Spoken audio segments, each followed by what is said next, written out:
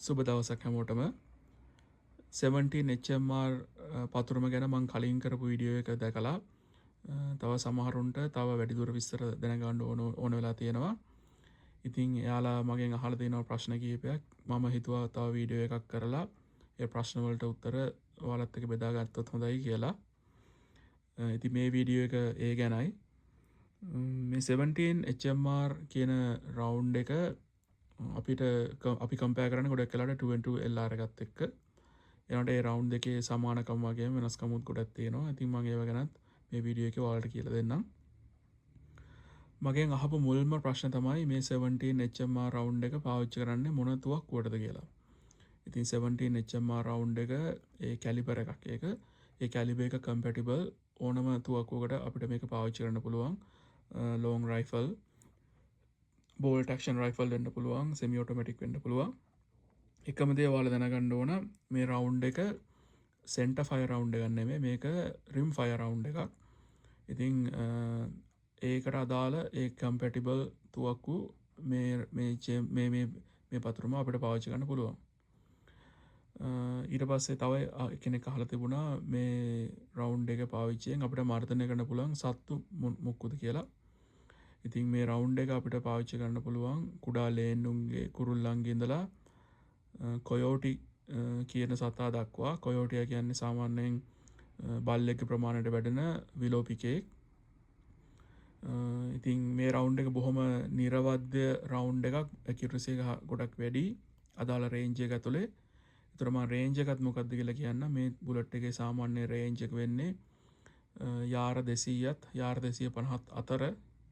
ඒකට සමහර තුවක්කු තියෙනවා ඒවල බැරල් එක නිසා, බැරලේ දිග වගේ දේවල් සාධක නිසා ඊට වඩා දුරකට මේ වෙඩි තියන්න පුළුවන්.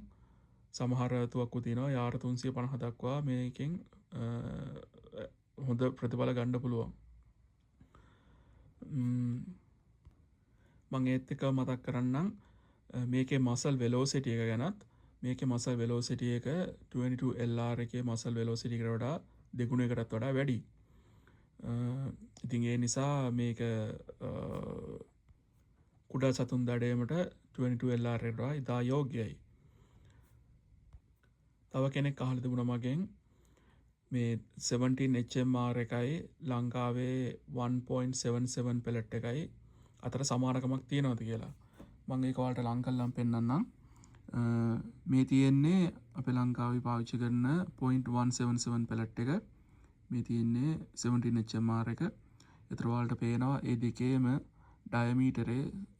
ඩයමීටරය ආසන්න වශයෙන් සමානයි. සහ ප්‍රොජෙක්ටයිල් එකයි පෙලට් එකයි ආසන්න වශයෙන් ටිකක් සමානයි. ඒ දෙක 100%ක් සමාන නැහැ. ඒ වුණාට ආසන්න වශයෙන් දල වශයෙන් සමාන අගයක් තමයි ගන්නෙ. දැන් මම ඔයාලට පෙන්නන්නම් මේ තියෙන්නේ 22 long rifle cartridge එක. එතකොට ඒකේ ප්‍රොජෙක්ටයිල් එක මේ තියෙන්නේ 5.56 round එක. එහෙම නැත්නම් 223 rifle round එක. එතකොට මේ දෙකේම ප්‍රොජෙක්ටයිල් දෙකේ ඩයමීටර් දෙකත් සමානයි.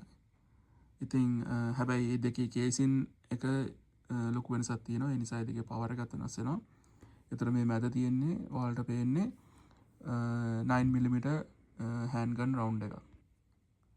22 LR එක වගේම 17 HMR එකත් recoil එක බොහොම අඩු පතුරන් විශේෂ දෙකක්. ඒ වුණාට 17 HMR එකේ පොඩ්ඩක් සද්ද එහෙම වැඩි. මොකද ඒකේ කේසින් එක ලොකු නිසා. ඊට අමතරව මේ දෙකේ අතර තියෙන ප්‍රධාන වෙනස තමයි මිල. 22 LR එක මිලෙන් ගොඩක් අඩුයි. 17 HMR එකේ මිලෙන් ටිකක් වැඩි. මම ආයෙත් මතක් කරන්නම් 22 LR එකට වඩා 17 HMR එක accuracy ගතින් ගොඩක් ඉදිරියෙන් ඉන්නවා. මට මේ වෙලාවේ මතක් වෙන්නේ මෙන්න මේ ස්පෙસિෆිකේෂන් ටික විතරයි. ඔයගොල්ලන්ට තව මොන හරි තොරතුරු දැනගන්න තියෙනවා නම්, විස්තරයක් දැනගන්න තියෙනවා නම් මගෙන් අහන්න. මේ 17 HMR රවුන්ඩ් එක ලංකාවට මං හිතන්නේ එච්චර ප්‍රසිද්ධ රවුන්ඩ් එකක් කියලා. ඉතින් මේ ඔයාලට තව විස්තර දැනගන්න ඕන නම් මට කියන්න. මම තව වීඩියෝ එකක් හදලා ඔයාලට දාන්නම්. ඔයගොල්ලෝ හැමෝටම සුබ දවසක්. ඊළඟ වීඩියෝ එකෙන් අපි ආයෙ හම්බෙමු.